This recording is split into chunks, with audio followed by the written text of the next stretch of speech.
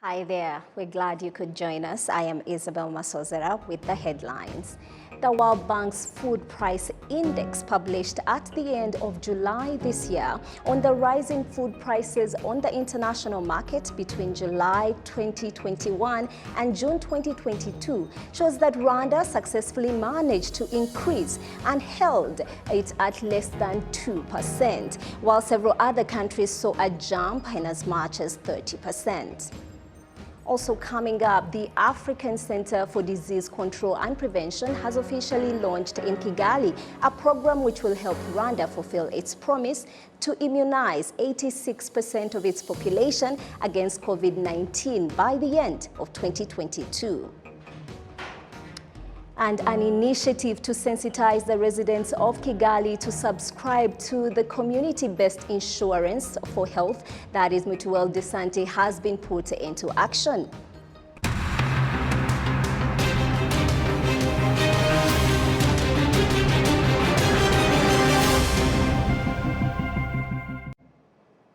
This is RTV News. We are coming to you live from our studios here in Kigali, Rwanda. On to our top story, the World Bank's Food Price Index, published at the end of July this year, on the rise of prices for food on the international market between July 2021 and June 2022, shows that Rwanda successfully managed to increase and held it at less than 2%, while several other countries saw a jump as much as 30%. Nuriat Agasaro kicks us off. Many people in Rwanda and throughout the world are concerned about the problem of rising food prices, which includes grain and other different products. Now the price of rice has increased a lot. The price of rice was 30,000 and now it has reached 32,500. Sugar has decreased, but only a small amount. Even the soap has increased a lot. You are making money in this city of Kigali and you are not getting anything because of things that have gone up.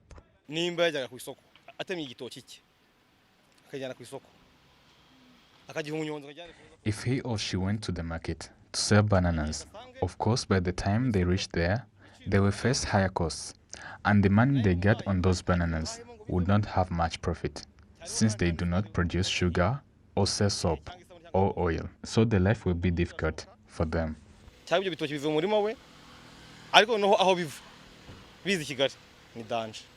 World Bank's Food Price Index shows that between July 2021 and June 2022, the prices of grains such as corn, wheat, and rice increased by an average of 31% in 160 countries.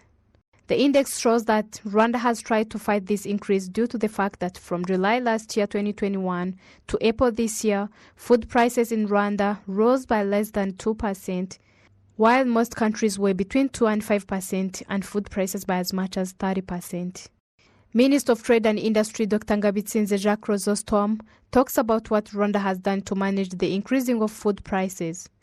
As you can see the report, the inflation from July last year to March this year is contained, is okay, because in the green and the yellow is in a March. Then from April, May and June is red. Is red because of seasonality, as I have said, because during the April, May and June, the harvest is not as good as in the season A. This is one. The second one is there is a correlation between the inflation we have with some commodities we import. Mainly now we have a shortage of maize, shortage of rice, shortage of sugar, and shortage, if even I can add, if of oil. Oil is considered as a agricultural commodity, as a food commodity. So those can cause an increase of some commodities and the overall inflation. This report of the World Bank shows that in May, June and July of this year, 2022, the prices increased by 5%. Hashimimana Jean d'Amour is an employee at the Minimix Processing Corns, and Munyabarame Espriye, who represents the private sector in Nyarugenge district, confirmed that food prices continue to rise sharply. The price we reached, on average, will be double, according of last year, because now we are at 500 per kilo, but last year it was at 233. In June last year, a sack of 25 kilos was between 15,000 and 16,000.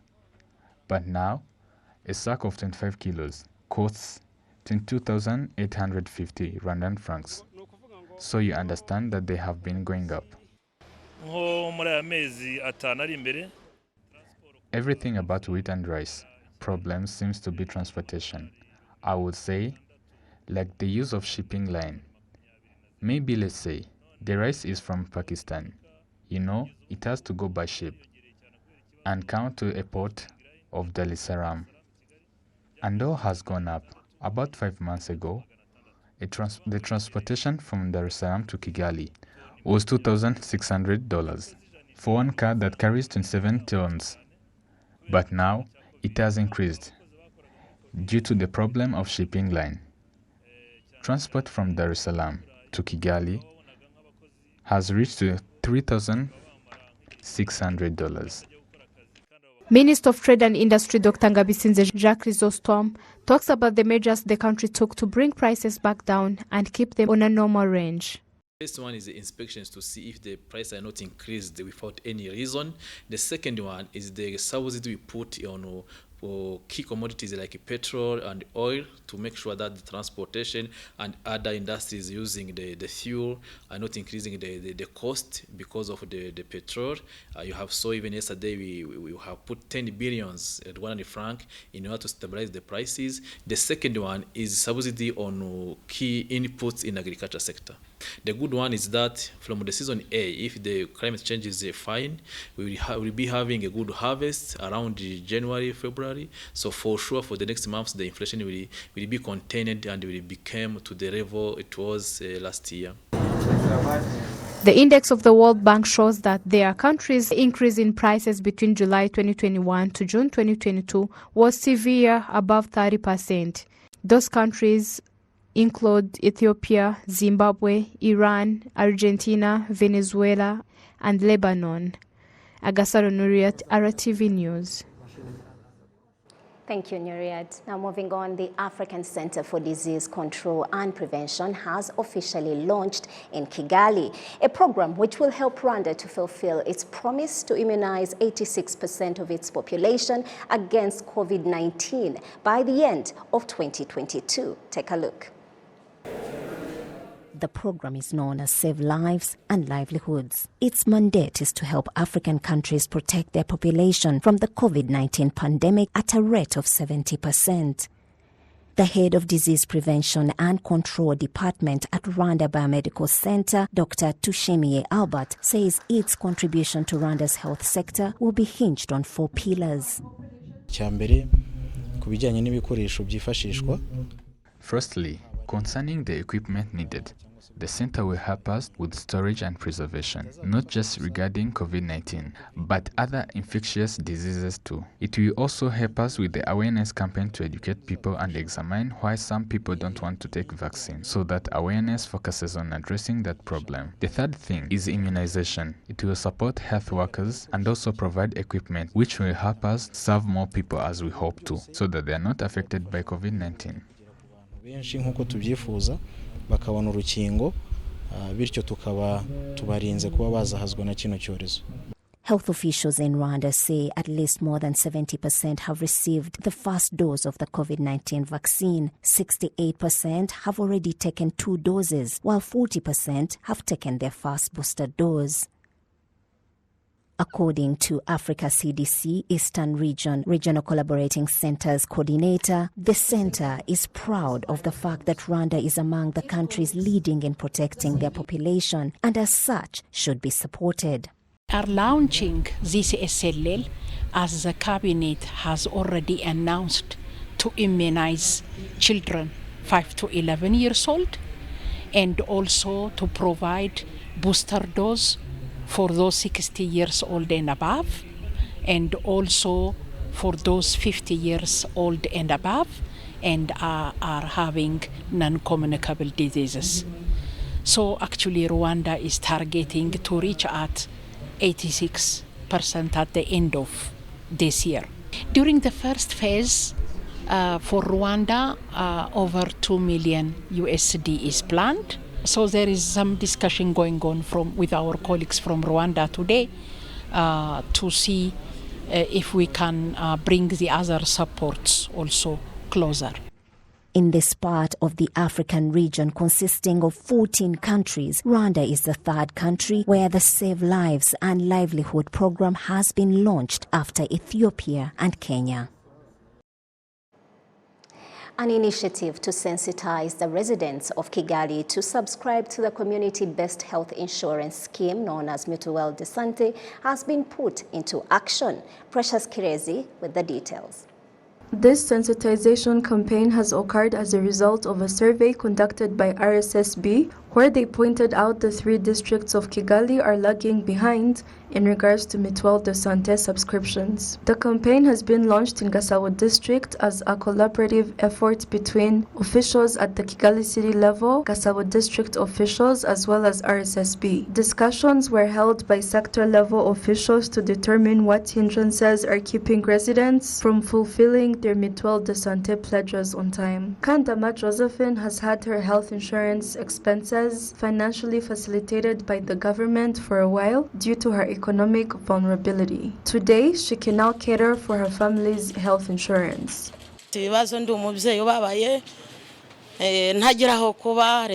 I was dealing with a lot of problems and I wasn't the most adequate parent. I didn't have a place to stay, but thanks to the government support, I now have a place to call home. Health insurance and tuition fees were taken care of by the government, but I am now in a better place. I am currently working as a tailor with an income big enough to facilitate Mutuelle de Santé for 10.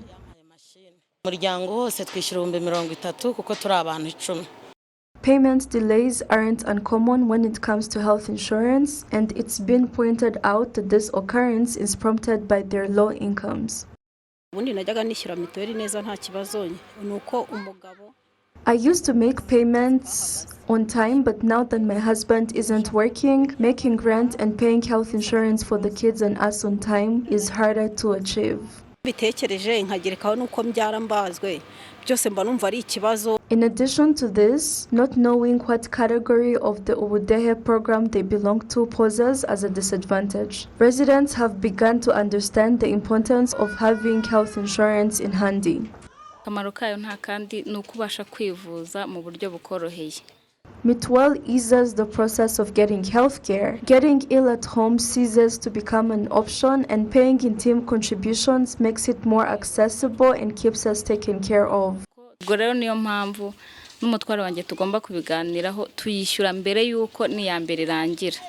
City of Kigali's Director of Public Health, Patricie Mukangarambe, embarks on a survey that was conducted shortly after a sensitization campaign of this nature in the past.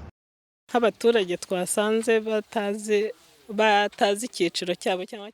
findings have pointed out that certain residents are unaware of their systematic social standing, and this isn't a problem they feel can be resolved by village leaders. We've asked them to approach those not in possession of their IDs and categorize them to determine who needs assistance, which is where RSSB and Rwanda come in.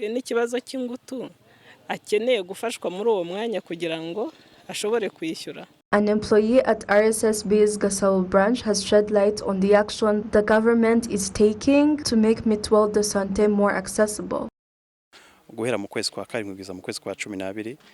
From July to November, if 75% has been paid, getting healthcare is a smooth process. However, when the remaining 25% hasn't been paid by December, access to medical services is revoked. Previously, 100% of the contribution had to be fulfilled for a person to access medical care services. But today, when a payment is made, access is granted. RSSB points out that Mutuelle de Santé participation in Gasabo is 60.4%, a slight difference from last year's 53.4%. The city of Kigali says the program is in place and everyone is expected to have fulfilled their contributions by the end of September. Nationwide participation in the Mutuelle de Santé health insurance program stands at a 74%, with Kanyente, Gisagara, and Nyaruguru in the lead. Precious Chirezi, RTV News. Thank you, Precious. You're still watching RTV News. Now, senators find that the law governing the management of the country's finances and resources is one of the measures to prevent losses from the mismanagement of public finances and recover any money lost. Now, on Monday, the plenary session of the Senate approved the draft organic law in this regard. Adam Kwizera filed this report.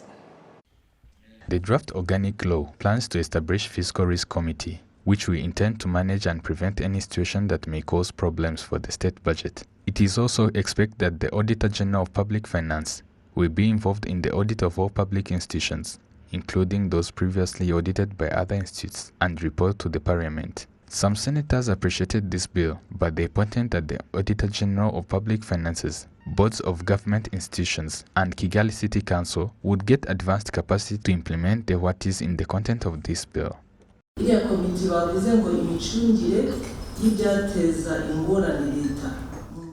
About that committee states on the management of fiscal risk on state or budget. In all things, I'm happy for this, since the government spend much money in this and we won't see its accountability. This will be good for that much of investment of different entities that came to invest in Rwanda. Then you find they are providing them tax incentives to facilitate them to operate in Rwanda. Thus, is a very big issue, since there are much money spent that would remain in government. In fact, this fiscal committee will help to approve and account the amount of expenditures and the interest that we would gain as Rwandans from those taxes.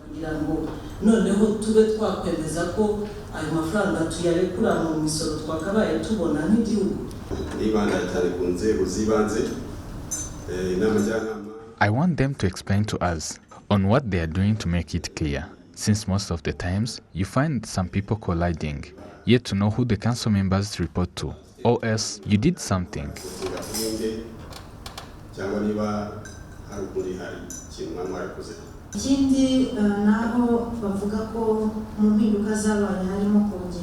The other thing is where they stated that one of the changes occurred was to enforce the accountability of the use of public funds, with inclusive of all institutions. It's a good thing, as I also appreciated it, but on this point, I asked myself that some of those institutes were not audited due to the capacity of Auditor General's personnel. Did they thought on advancing the capacity of the Auditor General, hence facilitating him to auditor all those institutions annually as usual?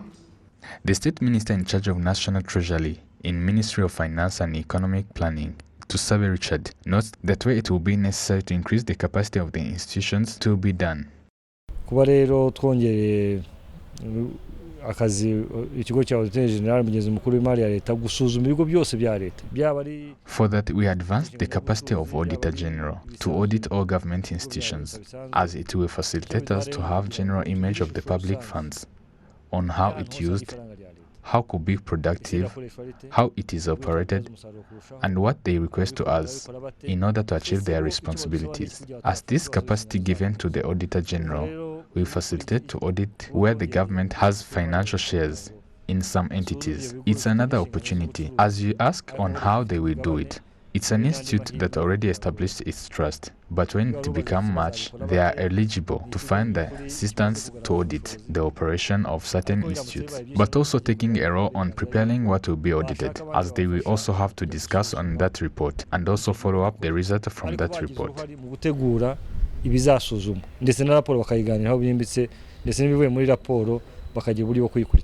The draft also provides that there may be revision of the state budget at any time and as many times as possible due to its urgency, while usually the revision of the state budget was done only once. Adam Kwizera, RTV News. Kenya is gearing up for what some critics have called the longest and most anticipated presidential elections in recent history for Kenya. Now, just a few hours from now, voters will decide who will be Kenya's next president. I am joined by VOA's Vincent Makori, who is the host and managing editor of VOA Africa 54, who is on assignment in Kenya covering the presidential elections. Vincent, thank you so much for joining us. What is the climate like right now? Can you talk to us about the mood? Are Kenyans excited about this election? Well, there's a big section of Kenyans who are excited about the election because indeed it's a very important election. And as you mentioned, the campaigns have been going on for months. In fact, for some of the candidates, they say the campaigns have been going on for years. And so this culminates in an election on Tuesday. Those are hours from now as we speak. And of course, millions of Kenyans, over 20 million of people are waiting to cast their ballots. Now, not to say that there are no others who are disenchanted by these elections. A certain number, percentage of especially the young people may not necessarily be as excited.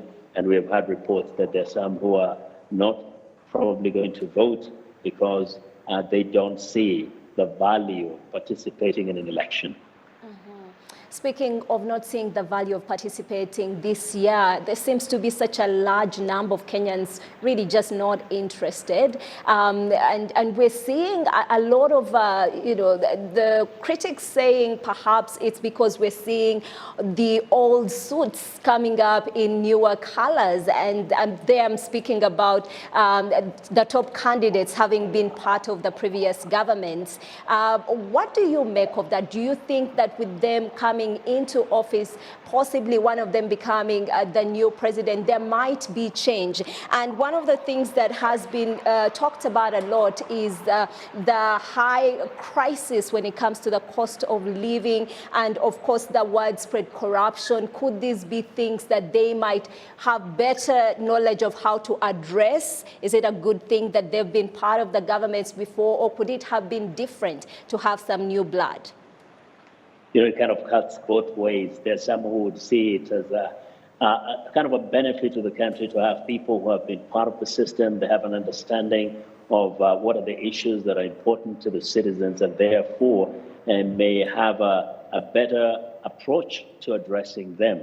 But again, having been part of the system again can be a baggage because some of the voters tend to feel that they have been around too long, they've been part of the system, and they did not solve those issues. The governments that they were part of never resolved those issues. So they question, why should we trust that when they're in those positions again? Because both of them have actually been very close to the top. Mm-hmm. And so some may say, what difference will it make if you've been there and you never, actively did anything to change the trajectory of the nation? Mm-hmm. But at the same time, some of these leaders have been given credit to the gains that Kenya has achieved over the years. For example, candidate Raila Odinga has been part of the fight for democracy, for freedom of expression, and also has been connected to some of the infrastructural development, even as being part of the opposition.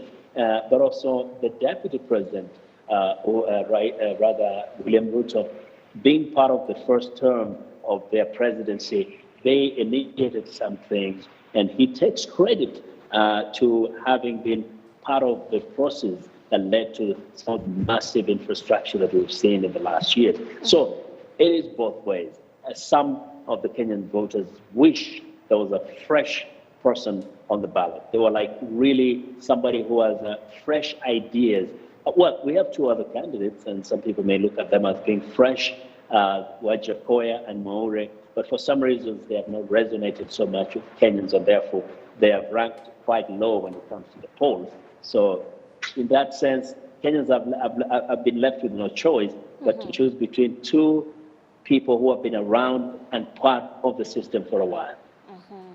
Speaking of choosing between the two, they have been credited and hailed for such a peaceful election process. What is different this time around? Previously, there's been a lot of rooting, there's been a lot of chaos. Why is it a chaos-free election, in your opinion? Well, that is the hope, that it will be a chaos-free election. I just want to remind you that Kenya is always a very peaceful country before the election, and even on the day of the election. What happens is the reaction to the day after the results have been announced. Now, that's when we can tell whether this will have ended up being a very peaceful election. It's never before the day of election. It's never on the day of election. It's usually what happens 2 days after the election, 3 days after the election when they announce the results. So let's say the Kenyans hope for the best. We all hope for peace, but we can only say we will know what really happens, whether this will be billed as a free, fair, and credible election and a peaceful election 2 or 3 days after they have been conducted, which is Tuesday the 9th. All right, so by Tuesday in the night, we should have the partial results out? That's what they say. We should get a sense of where the results are going by Tuesday night sometimes. Just some partial numbers, but then maybe we'll get a clearer picture by Wednesday. I just want to mention quickly that one of the things that has happened today is that there were 2 major elections that were cancelled that will be rescheduled. That is the election of the governor of the county of Mombasa and the governor of the county of the western county of Kakamega, because the electoral commission says that the ballot papers were kind of messed up. They mixed up the pictures on the ballot paper. So those will not happen. And that has created already a little bit of concern. And they're hoping that there won't be any serious implications of those gubernatorial elections being postponed. But other than that, the Electoral Commission says it's ready to conduct a free, fair, and credible election here in Kenya. And that's what we hope to see. But it's been a tight race leading up to this point. Either Raila or Ruto has been at the top at one point. There's been a very small difference when it came to the polling. Do you think it might become a little bit more clear as we lead up to the final moment when it comes to who might claim the throne? What is the feeling like? Is there any sense of what the result might be?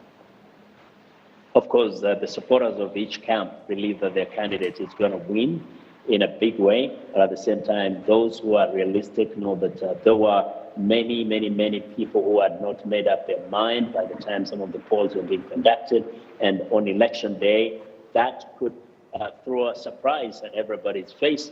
And so there are 2 scenarios that happen here. That one of them gets to win outrightly in a big way, or we end up having a very close election whereby none of the 2 wins over 50%, and therefore go for a runoff. That is something that people have entertained in their minds. It is a possibility to have a runoff. But again, it can be a surprise in the case where especially undecided voters decide to turn out in large numbers and probably favor one or the other. And therefore, we have a clear winner perhaps by Wednesday. So we wait to see. It's not a clear cut. Well, thank you so much, Vincent, for taking the time to talk to us. Stay safe out there. Thank you very much for hosting me. It's been a pleasure. Thank you so much for staying with us. I am Isabel Masozera. Always a delight to bring you the latest here in Rwanda and around the world. Stay with RTV.